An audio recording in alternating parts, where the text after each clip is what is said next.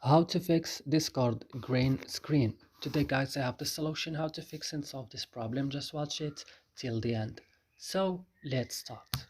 So first you have to go and open the settings of your phone. After this, go to apps or applications. Here you will find all the applications that you have on your phone. As you see, you will open now Discord. Where is Discord? Yeah, then go to storage. On storage, go to clear data, click OK, and then go back and click on force stop and click OK.